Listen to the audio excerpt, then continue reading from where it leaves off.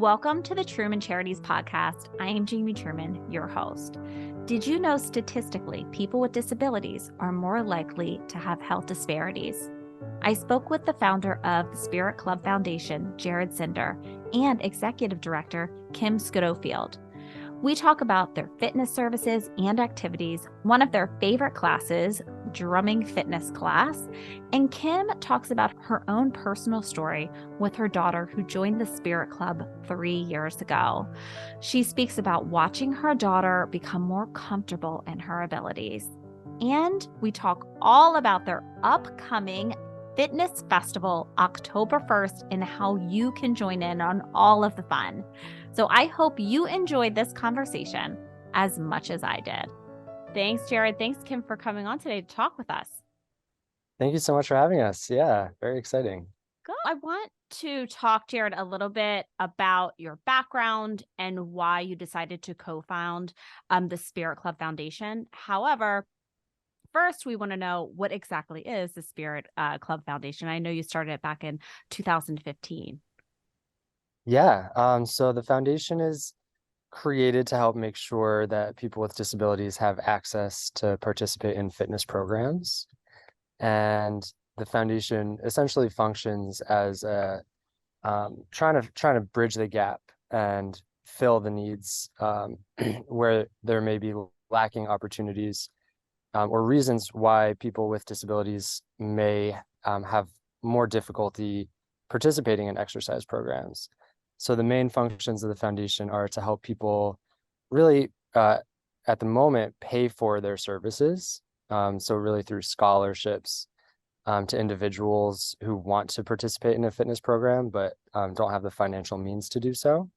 But we're also working really hard to come up with other solutions to help people with disabilities have greater access to fitness. For example, funding organizations who serve people with disabilities to be able to offer their own exercise programs, funding people through transportation, if that's one of the reasons or limitations why they can't participate in a fitness program, making sure they could get to and from a program, and helping to incentivize organizations to engage in fitness activities, organizations that provide services to people with disabilities. So we're pretty broad and really just trying to fill any gaps that might cause a person with a disability to be less able to join in on exercise activities. Now, Jared, why are you so passionate about this? That's a good question. I don't have any like personal like family members or any like personal connection. I think it's just something that I've found to be meaningful to me in my life. I did have really great role models through my family who helped me have opportunities to volunteer in different programs and organizations. I worked as a one-on-one camp counselor, working with a really awesome child with autism growing up as a teenager, and I just became really honestly, it's just very natural and easy for me. I think I really enjoy interacting with people who are just maybe not exactly the same as I am and have different, means of communication or ways of thinking. And that's always just been very interesting and engaging to me. And in some ways easier for me from a communication standpoint to connect with people who are different from myself in various ways. So it's just been a little kind of natural for me to be interested in working with people with different backgrounds and abilities. So tell me about how the fitness component came to be. So are you passionate about your fitness yourself? And tell me, what ways do you think it benefits individuals with disabilities being able to have access to either group training or one-on-one training? Yes. Well, I'm definitely passionate about fitness. I'm sorry, I'm sweating. I was literally just running before this. But yeah, exercise has always been a really important outlet for me personally. Even as a kid, it was hard for me to make friends and socialize, but using sports as a way to do that was really effective for me. I couldn't necessarily go introduce myself to a peer, but I could bounce him a basketball and shoot hoops. And by the end, we were friends. And so I think for me, using athletics and sports and movement as a way to build relationships was very natural to me. And so, I had a lot of opportunities growing up to help facilitate that.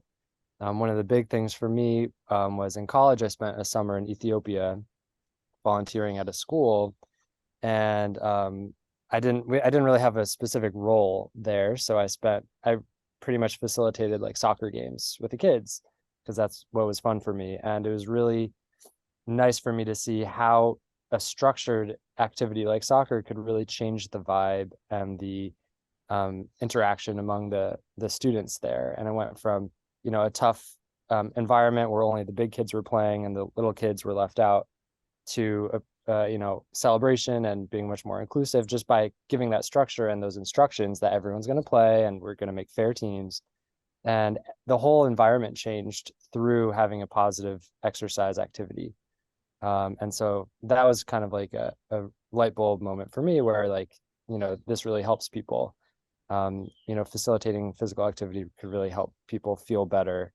And that was really helpful for me. So let's talk a little bit about some of the individuals that you personally worked with.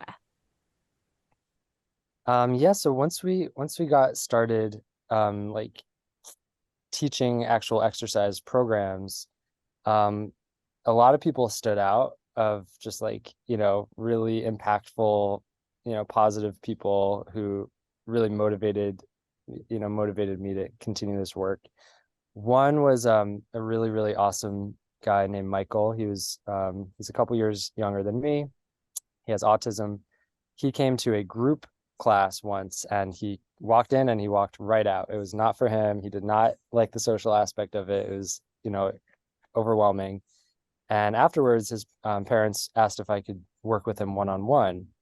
And that was the first time that I did, like personal training for Spirit Club. And it was just really interesting to see, like, at first, he actually didn't want to come back to the gym. So I would meet him in his house.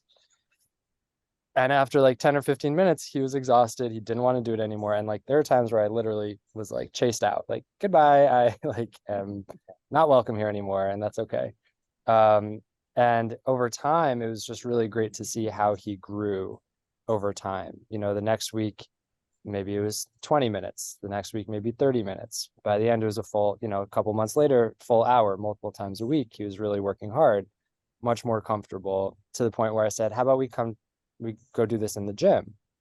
And he said, okay. We tried it again in the gym, to the point where he said, okay, how about you try working out with a different trainer? And he said, okay, how about we try a group class again? And that was a big moment where he went and did a group class. He still didn't love the group class, but we had him work as a volunteer, assisting people, exercising as a leader. And that I think was much more important for him and made him feel much more comfortable. And then he started an internship, working at the front desk and just seeing the transformation that happens among, for people, not just his fit. I mean, he lost like 100 pounds, but also just really more so even like the social and the confidence, changes that took place for him using fitness as that tool for him to really feel good about himself and connect with other people. So there's a lot of stories like that. Yeah. How did that feel, seeing him progress from coming in and being completely scared of going into a group class to then you start working with him? He works all the way up until finally feeling like he would like to join the group class. So what was that like? I just felt really proud of him. I felt really happy for him that he um had made that progress and had overcome some of those, challenges from before. And it was, I think, on a bigger scale, just really important to see how exercise could be used as such a effective tool to help people um, achieve their potential and do things that they didn't realize that they could do or that they couldn't have done if they didn't engage in an activity like that. Yeah. And, Let's talk a little bit about some of the benefits of the actual training. yeah, well, the nice thing about exercise from like a program standpoint is they're like totally countless. Like we're not in any way recreating or trying to, convince people of something that's useful.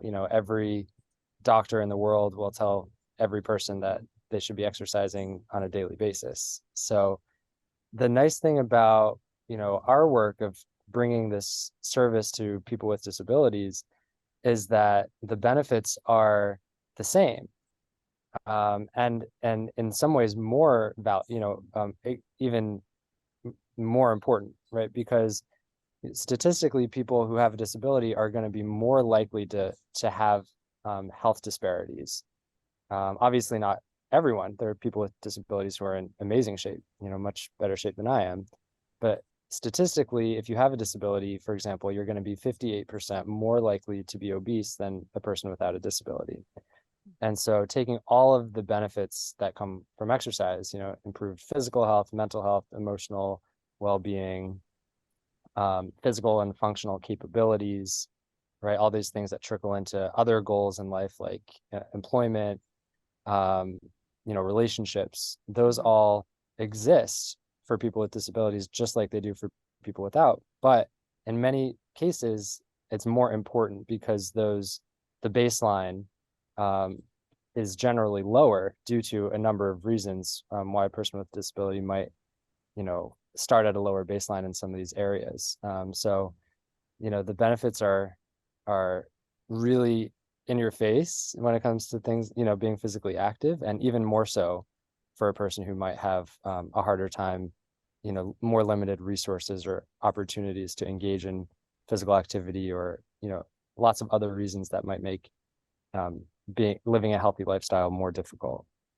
Yeah, when you're talking, and especially when you're talking about Michael, the benefits of just the social aspect, which will help him in all aspects and areas of his life. I mean, just being able to walk into that group class is the same as if he's, with his parents or with another family member and having to walk into a big group of people, and to feel like less anxiety about that. So I feel like the social aspect with this is very impressive, what you guys have been able to do for these individuals.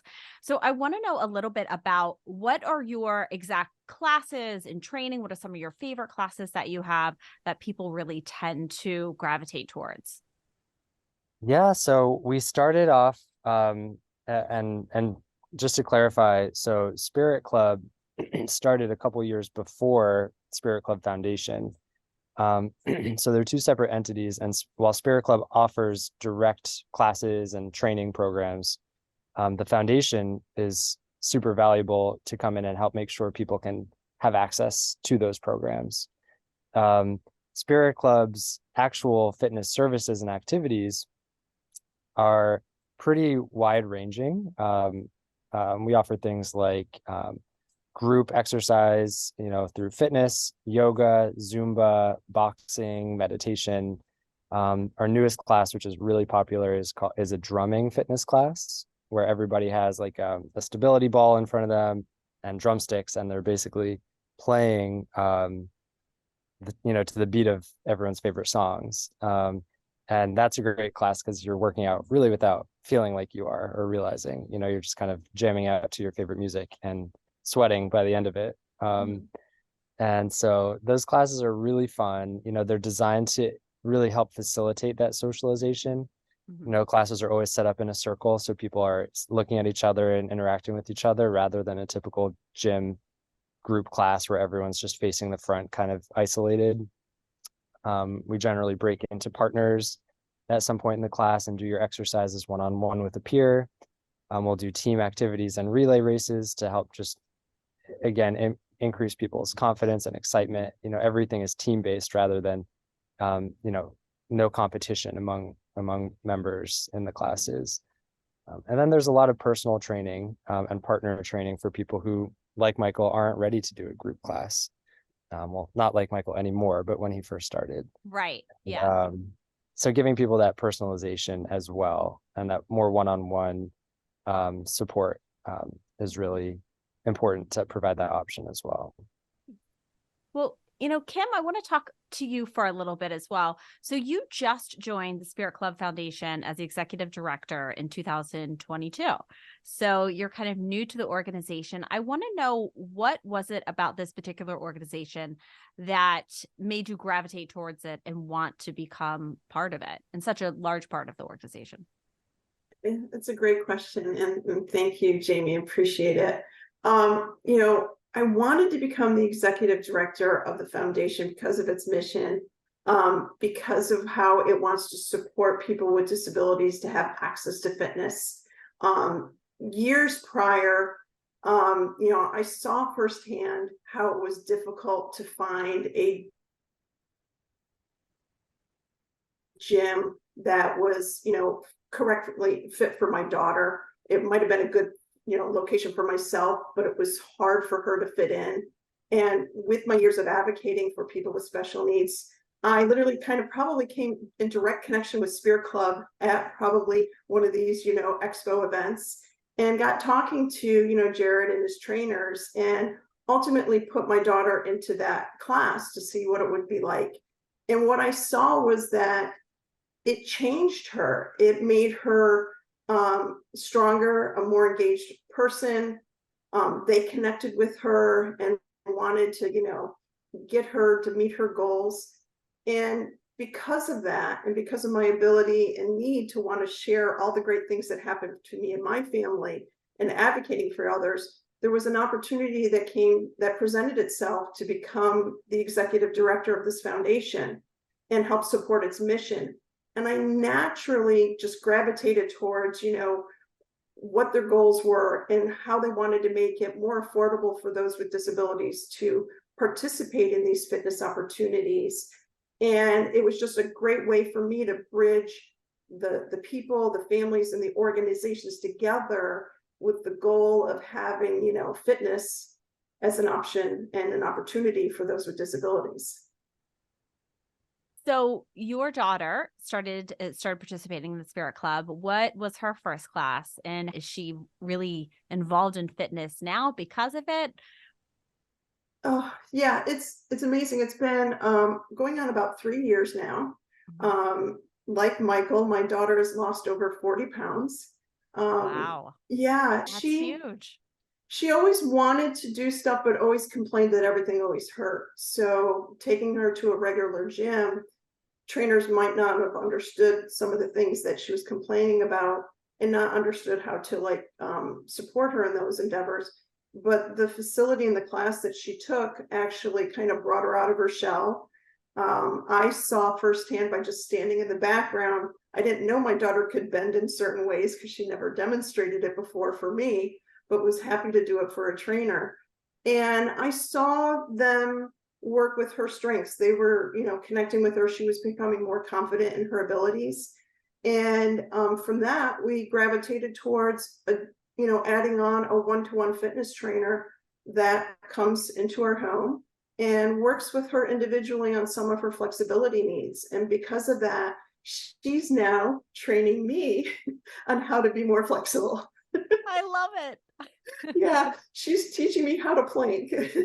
That's fantastic. Oh my gosh, 40-pound weight loss. That's Yes. amazing. So Yeah. is she feeling a lot better since having that weight off and being able to do more things? Obviously, I mean, she's teaching you flexibility, right? Yes, and it's nice too because with a person with a disability, and specifically with my daughter, she always complained about leg pain, lower back pain, and always very tight and rigid, and sometimes always felt enclosed with herself. So the range of motion was very limited because of her struggles with herself. She created a lot more, I guess, like less flexibility, more tightness within. And then being able to have someone work with her and see her capabilities and, help her increase her range of motion. She no longer complains about the leg pain or the lower back pain. And, she's got a wonderful range of motion that I contribute to the fact that there are organizations that want to make the fitness accessible for everybody, no matter what your ability is. And they have mindset in the patients to work one-to-one and help them reach those goals. So let's talk a little bit about how people can get involved within the organization. So with the Spirit Club Foundation, people can get involved by going to our website. We have a Get Involved link on our webpage, and that will help you if you want to volunteer at a future opportunity or an event, or if you want to support us with maybe an in-kind donation where we can raffle off at our fitness festival. Or you can also get involved by becoming a monthly donor, supporting us by contributing funds to us on a regular basis, or even one time per year, that will be supporting our foundation's mission with the scholarships. And so how are your donations allocated within your organization? So most of it is based on unrestricted funding. So a person or an organization can donate funds to the Spirit Club Foundation, and it'll go directly into our scholarship or grant opportunities. We do have organizations that we apply for through grant requests. And some of those grant requests do have restrictions where it might be specifically meant for a certain county or region. And then those funds are specifically allocated for that specific area. Mm-hmm. So do you have any events that are coming up in the fall that we should be looking forward to around the holidays? Yes, actually, our fitness festival is on October 1st. It is held at the Ivy Mount School in Potomac, and it's from 1 to 4 p.m. This is the first year that we'll be hosting it indoors, so we don't have to worry about the weather. The nice thing is that Ivy Mount School also is a recipient from some financial support from the foundation, so they're super excited to partner with us and allow us into their school facility. And during this fundraising event, our goal is to raise $50,000 that will go into our scholarship programs, and we will be having raffles, silent auction. We'll have other like-minded organizations that support people with disabilities, so you and your family can come and meet these other organizations, possibly form new relationships. And we'll have an awards ceremony where we're spotlighting our athlete of the year, our organizational partner of the year, and our outstanding leader of the year that are supporting, people with disabilities and helping them thrive. We'll have demo classes, so anybody can take part of these classes. We have yoga, kickboxing. Sam's Spirited Workout Jam is something that everybody each year loves to participate in it. It's contagious. And our goal is to walk out with hopefully raising additional funds that keep our scholarship program growing, because each year we're seeing more new individuals apply for the first time. Mm-hmm. And typically someone that gets our scholarships, they'll need our scholarship forever because they need that financial support in order to afford fitness in their life. So we never, we don't see a decrease. We're always seeing an increase. Yeah. Well, that festival sounds amazing. And so people can go just right on your website and they can register there, correct? Yes. Awesome. All right. So, I want to ask you this, and maybe Jared too, you can jump in as well with your thoughts. How do you see the Spirit Club Foundation in the future? That is a very good question. I think that the nice thing about the foundation is it really follows the community. Like, it's very grassroots in its efforts and its mission. So the foundation, it doesn't really try to come up with ways to be helpful and then determine if it's helpful. Like, everything the foundation does is a direct result of like what we hear and learn from the community as a need. And I think that's why like Kim is such a perfect addition to the team, because she's been in this community as a parent with her awesome daughter who's been navigating services in this area. Kim and Rachel know what the needs are and how where the shortcomings are and what should be taking place to meet them and fill them. And so one thing we've talked about, which I'm personally really excited about, is helping not only like from the bottom up in terms of like providing financial assistance to help raise people up to the level they need, but also working from the top down on things like policy change. Like, for example, in Washington, D.C., a person with an intellectual disability is able to use their Medicaid money to pay for a personal trainer. In Maryland, it's not as easy. People have to be in a specific self-directed program to be able to allocate any of their Medicaid funding to pay for things like fitness. And if they're not, then there's no opportunity to use their funding towards working out and exercising. And these are things that I think are relatively easy changes or like attainable fixes that would make such a huge difference in so many people's lives, to be able to use the funding that people get due to their disability and use it towards exercise. Right. So I think that a really big opportunity for the foundation moving forward is to help people from the bottom up, but also from the top down, to change some of the policies that create these disparities. Right. Yeah, because fitness, it improves the quality of life in so many different aspects. So that is definitely something that needs to be changed to help so many different people. So Kim, I love that you've been touched by this organization. Now you're so involved with this organization on so many different levels. How do you see it in the future? The mission itself is solid at what it does, and it is so viable to have an organization like ourselves to be able to support that individual and their family with a scholarship to, encourage that fitness opportunity. What I am hoping for in the upcoming years is to be able to offer a higher level of funding opportunities instead of partially supporting their fitness goals. By able to, my goal is to see, can we fully fund something? Could we offer this as, they shouldn't have to pay for fitness. It should be automatically included in their day-to-day routine so that they can have a healthier, more engaged life. That's my goal. And in order to meet that goal, we need more people to know about our organization and what we do so that they can support us with our scholarship programming so that we can fund more individuals with disabilities with the scholarship, and then also give them a higher scholarship value. Mm-hmm. Yeah, well, the one thing that you had mentioned that really struck me was you said, okay, well, we have the scholarship program and then we help an individual, but it's a continuation, and we just continuously have all of these people that are needing our services, and we still need to be able to provide for the people that we are already helping. So there is quite a large need for funding for the scholarship program that you have. And before I let you both go, is there anything that we haven't covered that you think someone should know? We are always really trying to stay on top of our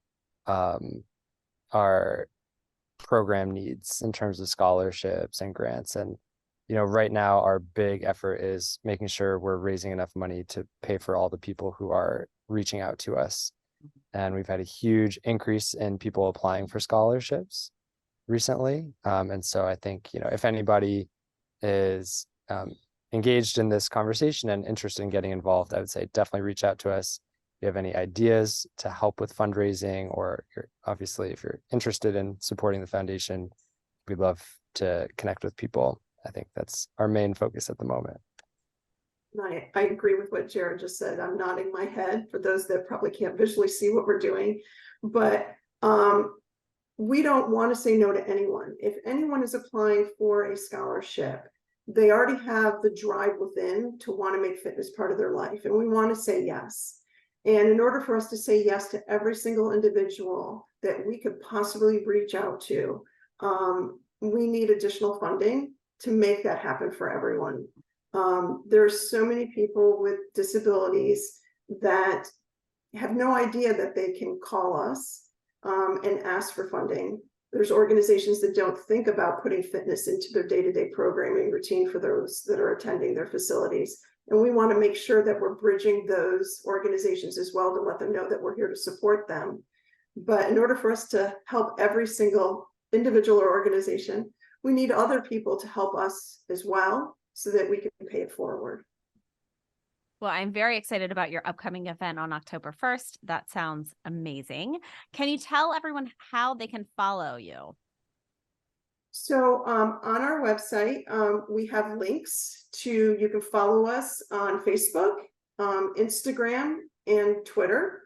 And you can also engage with us by opting in to receive our newsletters that we email out monthly, where we want to inform people what we're doing, how we're involving in the community, and also what other community members and organizations are doing too to support people with disabilities. Yes, I am on your newsletter and I love them. It keeps me up to date with exactly what you guys are doing, new programs that you have, your festival coming up, all of the great stuff. So I would tell everybody to make sure to sign up for that newsletter. It is very informative and you're going to learn a lot about what the Spirit Club Foundation is doing. I want to thank you again, Jared and Kim, for coming on and talking to us about this wonderful foundation that you have. And I want to thank everyone for tuning in to another episode of the Truman Charities Podcast. Until next time. If you liked this episode, please make sure to rate and review our podcast. That is how more people learn about the Truman Charities Podcast and our organization. And to make sure you don't miss any of our future episodes, subscribe. If you'd like to follow Truman Charities, you can follow us on Facebook at Truman Charities, Instagram at Jamie_Truman Charities, and check out our website, trumancharities.com.